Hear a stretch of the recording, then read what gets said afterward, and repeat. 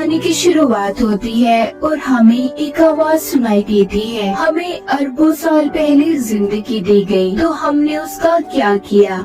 अब हम लूसी नाम के एक लड़की को देखते हैं जो अपने दोस्त के साथ खड़ी थी। वो उसको एक बैग दिखाता है और कहता है तुम्हें उस होटल के अंदर जाकर एक आदमी को देकर आना होगा, जिसके बदले में हमें $1000 मिलेंगे। लूसी कहती है इतने कम पैसों में मैं ये काम नहीं करूँगी। जब लूसी उसे मना कर देती है तो अब वो उस सूटकेस को एक हथकड़ी के साथ लूसी के हाथ पर बांध देता है और उसे अंदर जाने का कहता है। उसे भी अब अपने दोस्त की बात को मानना पड़ता है। वो होटल के अंदर आ गई थी और रिसेप्शन पर आकर उस आदमी के बारे में पूछती है जिसका नाम मिस्टर जैंग था। तभी वहाँ पर कुछ लोग आते हैं जो लूसी के दोस्त को होटल के दरवाजे पर ही गोली मार देते हैं और लूसी को पकड़कर अपने साथ एक होटल के कमरे में ले आए थे। वहीं पर मिस्टर जैंग आता है जिसके हाथ खून में भरे हुए थे। वो आकर अपने हाथ धोता है और लूसी से पूछता है बताओ इस सूटकेस में क्या है। लूसी उसे देखकर घबरा गई थी और रोने लगती है। कहती है मैं नहीं जानती इसमें क्या है, मुझे तो सिर्फ मेरे दोस्त ने आपको ये सूटकेस देने का कहा था। अब वो उस सूटकेस का कोड बताकर चुप जाते हैं और लूसी से उसे खोलने का कहते हैं। वो पूछती है क्या है इसमें, कोई बॉम्ब है। जैंग कहता है हो सकता है, मुझे तुम्हारे दोस्त पर बिल्कुल भरोसा नहीं, वो कुछ भी कर सकता है। लूसी को बहुत डर लग रहा था। वो उसे खोलने से मना कर देती है। जैंग के आदमी जब उस पर गन करते हैं तो बेचारी डर कर कहती है वेट रुको मैं खोलती हूँ। अब वो उस सूटकेस को कोट लगाकर जब खोलती है तो उसमें से 4 नीले कलर के पैकेट्स मिलते हैं जो किसी तरह का ड्रग था। अब उस ड्रग को टेस्ट करवाने के लिए जैंग के लोग एक आदमी को लाते हैं। जब वो उस ड्रग को सुनता है तो वो अजीब अजीब हरकतें करने लगता है और जोर जोर से हंस रहा था। जैंग को उस आदमी की बात बिल्कुल पसंद नहीं आती। वो लूसी के सामने ही उसे गोली से मार देता है। अब जैंग लूसी से कहता है मैं तुम्हें एक जॉब नौकरी देना चाहता हूँ। लूसी कहती है नहीं मैं कोई जॉब नहीं करना चाहती, मुझे बस यहाँ से जाने दो। तभी जैंग का एक आदमी लूसी को जोरदार मुक्का मारता है जिससे वो बेहोश हो गई थी। इसके बाद हम एक प्रोफेसर को देखते हैं जो अपने लेक्चर में सभी सुनने वाले लोगों को बता रहे थे कि जमीन पर रहने वाला हर जानवर अपने दिमाग का 3% हिस्सा ही इस्तेमाल कर पाता है, मगर इंसान इन चीजों में सबसे आगे है जो अपने दिमाग का 10% हिस्सा इस्तेमाल करता है। मगर डॉल्फिन मछली इंसानों से भी आगे है, वो अपने दिमाग का 20% हिस्सा इस्तेमाल करती है, यानी कि वो इंसानों से ज्यादा ज़हीन है। पर प्रोफेसर कहते हैं अगर कोई इंसान अपने दिमाग का 20% इस्तेमाल कर ले तो पूरी तरह से वो अपने जिस्म पर काबू पा सकता है, और अगर इंसान का दिमाग 40% तक काम करना शुरू कर दे तो वो सामने वाले इंसान को भी कंट्रोल में कर सकता है। वहीं पर ऑडियंस में बैठा एक लड़का पूछता है सर अगर कोई इंसान अपने दिमाग का 100% इस्तेमाल कर ले तो क्या होगा। प्रोफेसर कहते हैं इस बारे में तो मैं खुद भी नहीं जानता कि तब क्या होगा। उधर जब लूसी को होश आता है तो उसके पेट पर पट्टियां बंधी हुई थी और उसे दर्द हो रहा था। उसे लगता है शायद इन लोगों ने उसके जिस्म का कोई हिस्सा निकाल लिया है। जब वो बाहर जाने लगती है तो उधर कुछ लोग आते हैं जो उसे पकड़कर अपने साथ ले गए थे। वो उसे जैंग के सामने ले आते हैं। लूसी वहाँ पर उनसे पूछती है कि तुमने मेरे साथ क्या किया है, बताओ मुझे। तभी वहाँ पर एक डॉक्टर कहता है फिक्र नहीं करो, हमने तुम्हारे साथ ऐसा कुछ नहीं किया, बस तुम्हारे पेट को काट कर उसमें ड्रग्स के पैकेट को रख दिया है। अब वहाँ पर 3 और आदमियों को भी लाया जाता है जिनके पेट में इसी ड्रग को रखा गया था। दरअसल इन चारों को ये ड्रग अलग अलग जगह पर डिलीवर करना था और अगर इनमें से किसी ने भी चालाकी करने की कोशिश की तो इनकी फैमिलीज को मार दिया जाएगा। जैंग के आदमी इन लोगों के मुंह पर कपड़ा डालकर इन्हें ले जाते हैं। इसके बाद लूसी खुद को एक बंद कमरे में पाती है जहाँ पर वो आदमी था जिसके लिए लूसी उस ड्रग को लेकर आई थी, मगर वो उसके साथ बदतमीजी करने की कोशिश करता है। जब वो उसे मना करती है तो वो आदमी अब लूसी को मारने लगा था। वो उसे नीचे गिराकर उसके पेट में जोर जोर से टांगे मारता है, जिस वजह से लूसी के पेट में जो पैकेट था वो फट जाता है और ड्रग उसके खून में शामिल हो गया था। उस ड्रग के खून में शामिल होने की वजह से लूसी के जिस्म में अजीब होने लगा था। वो तड़पने लगती है और उसका जिस्म हवा में उड़ रहा था।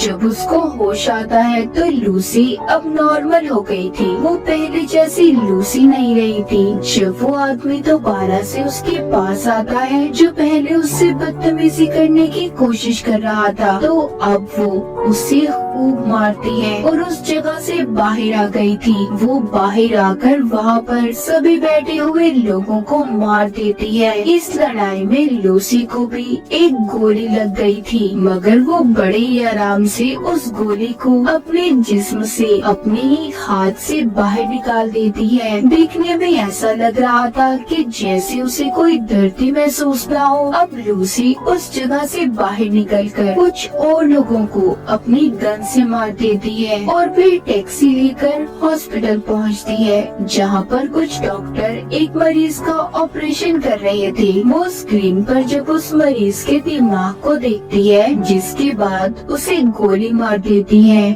और डॉक्टर से कहती है कि यह आदमी वैसे भी मरने वाला था, मगर लूसी कैसे जानती थी कि वो मरने वाला है। शायद इस पर उस ड्रग का असर था और इसका दिमाग अब 20% काम कर रहा था। वो डॉक्टर पर गन करके कहती है कि मेरे पेट में ड्रग का पैकेट है, जल्दी से मेरा ऑपरेशन करो और ड्रग को बाहर निकालो। डॉक्टर गन को देखकर डर जाता है। उसके पास लूसी की बात को मानने के अलावा कोई और रास्ता नहीं था। जिसके बाद लूसी अपनी मॉम को फोन करती है और कहती है कि मॉम, मैं सब कुछ महसूस कर पा रही हूँ। ये हवा, जमीन की आवाज, अपने अंदर की आवाज, सब कुछ, यहाँ तक कि मुझे अपने बचपन की सारी बातें याद हैं कि कैसे मैं बड़ी हुई। लूसी अपनी मॉम से बात करती रोने लगी थी और उनका शुक्रिया करती है कि उन्होंने उसे इतना प्यार दिया। डॉक्टर अब उसका ऑपरेशन करते हैं। उन्होंने एक पैकेट को उसके पेट से बाहर निकाल लिया था कि इतना सारा CPH4 ड्रग, वो भी इतनी मिकदार में। डॉक्टर ये सोचकर हैरान और परेशान थे कि लूसी के जिस्म में अगर ये ड्रग शामिल हो गया है तो वो अब तक कैसे जिंदा है। लूसी डॉक्टर से कहती है कि मैं ज्यादा देर जिंदा नहीं रह सकती। वो अब ठीक होकर जैंग के पास वापस जाती है और उसके सभी आदमियों को एक एक करके मार देती है। फिर उसके बाद वो जैंग के पास जाकर उसके दोनों हाथों में चाकू को मारकर उससे पूछती है कि मुझे बताओ बाकी के आदमी कहाँ पर हैं, जिनके पेट में तुमने ड्रग को रखा था। मगर जैंग जब उसको कोई जवाब नहीं देता तो वो अब उसके दिमाग को पढ़ने लगती है, जिससे लूसी को उन आदमियों की लोकेशन के बारे में पता चल गया था जहाँ पर उन्हें भेजा गया था। दरअसल लूसी का दिमाग उस ड्रग की वजह से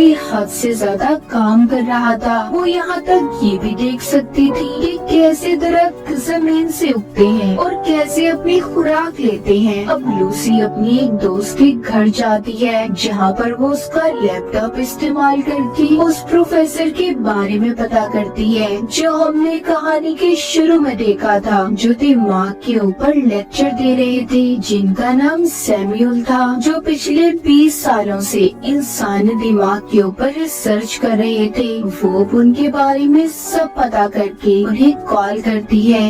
लूसी उन्हें बताती है कि मैंने आपकी वेबसाइट पर 7000 पेजेस को पढ़ लिया है। मैंने पूरी रिसर्च पढ़ी है जो मुझे जुबानी याद है। लेकिन प्रोफेसर सैमुअल को उसकी बातों पर जरा भी यकीन नहीं था। तभी अगले ही पल लूसी प्रोफेसर सैमुअल की टीवी स्क्रीन पर होती है, क्योंकि उसने अपने दिमाग का 28% इस्तेमाल कर लिया था। वो अब सभी इलेक्ट्रॉनिक्स चीजों को कंट्रोल में कर सकती थी। लूसी उन्हें बताती है, आपने अपनी रिसर्च में जो कुछ भी लिखा है सब कुछ सही है। मेरे दिमाग में बहुत सी बातें हैं, मैं इनका क्या करूं? मैं बहुत कुछ जानती हूं। तो प्रोफेसर सैमुअल कहते हैं, फिर तो तुम्हें ये सब बाकी लोगों को भी बताना चाहिए। लूसी अब प्रोफेसर सैमुअल से मिलना चाहती थी। सबसे पहले वो बेस बदलकर एयरपोर्ट पर जाती है, जहाँ पर उसे वो आदमी मिलते हैं जिनके पेट में जैंग ने